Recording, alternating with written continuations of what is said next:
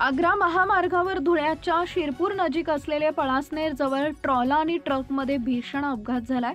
Speed breaker जवळ वाहनांवरील नियंत्रण सुटल्यामुळे ट्रॉला थेट सफरचंदानं भरलेल्या ट्रकवर आदळल्यानं हा भीषण अपघात झाला आहे।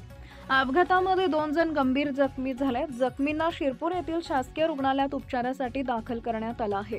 पोलीस यंत्रणा देखील घटनास्थळी दाखल झाली असून झालेल्या भीषण अपघाताचं दृश्य सीसीटीव्ही कॅमेऱ्यामध्ये कैद झालंय।